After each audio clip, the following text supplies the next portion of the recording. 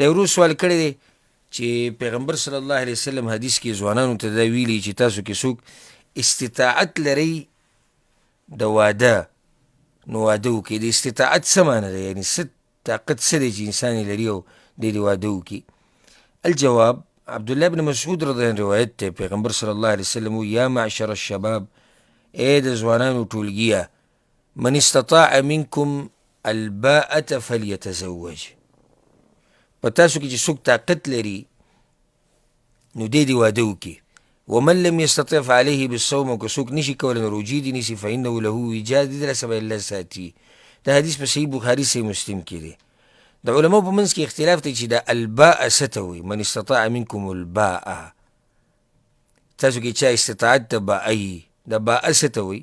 نو دې کې دوه قوله دي. یو قول دا دی، بعضو دا ویلي دي، وی انها القدرة علی الجماع، او دویم قول دا دی چې د یو سړي د واده هغه پیسې خرچه هغه کولی شي. نو یو قول دا دی چې معنی د با دا دی چې تاسو کې څوک کوروالی کولی شي او د کوروالی طاقت یي نو واده دې وکړي. او دویم قول دا دی چې دې معنی دا دی چې تاسو کې څوک د واده خرچه لري، پیسې ورسره مهر ورکولی شي، د زنانه ساتلی شي، نو واده دې وکړي.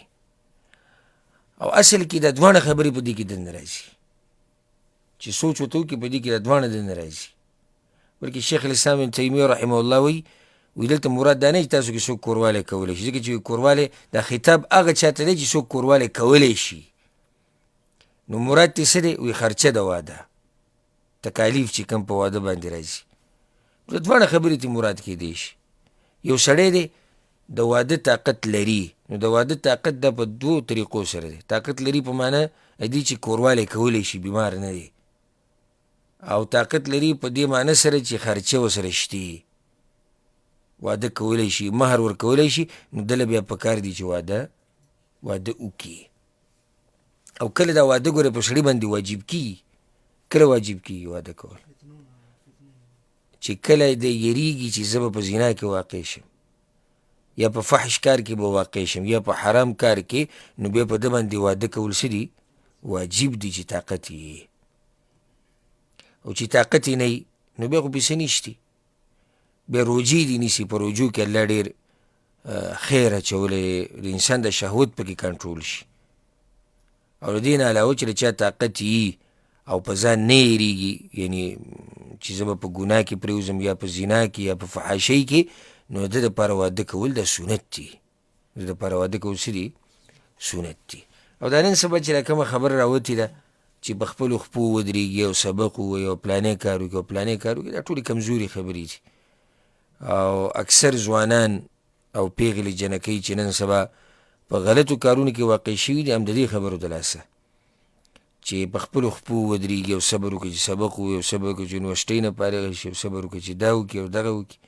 د دې د لاسه په ګناهونو کې واقع شوي دي. او یو مشر سړی چې واده کړی او بچي یي او په ګیره کې سپین ولګي او په ویښتو کې سپین ولګي، نو هغه هم نن سبا دور کې په ځان باندې یېرېږي د دې فتنو نه، ځکه چې دا موبایل او انټرنیټ او دا جاخۍ راوتي. او یو سړی دی په سره ځوانۍ کې، او یو جنۍ دي نوي نوي پیغله شوي، او څه کې پرېږدي چې په خپلو خپو ودرېږي او صبر وکړي چې سبق ووایي. ځان به څنګه کنټرولوي؟ د دې دپاره خو بیا سمه تقوا پکار ده. او داسې تقوا دا په ډېرو کمو خلکو کې. هسې که ظاهره کې یو سړی وایي چې زه صبر کوم او زه کولی شم او زه ښه سړی یم، دا جدا خبره ده. خو موږ حقیقت وایو، دا یو حقیقت دی. یو مشر سړی چې واده یي او الله دې کړي چې درې څلور ښځې او ښه ډېر بچي او د ژوند ډېره برخه یې تېره کړي، دیم په ځان یېرېږي د فتنو نه. دیم چې یو زنانه تېرېږي، د دپاره فتنه جوړېږي. دې چې په موبایل کې که مخې ته د زنانه تصویر راغی، دا د دپاره فتنه جوړېږي. یو ویډیو مخې ته راغی، فلم راغی، دا د دپاره فتنه جوړېږي. یو سړی دې په سره ځوانۍ کې کته ځي او بره ځي، او د دپاره دې فتنه نه جوړېږي. نو دې خبرو کې احتیاط پکار دی. پیغمبر صلی الله علیه وسلم چې کوم استطاعت ذکر کړی، روز سوال دی چې استطاعت څه معنی ده؟ نو استطاعت طاقت ته وایي، او طاقت د واده دپاره دوه قسمه دی، بدني او مالي.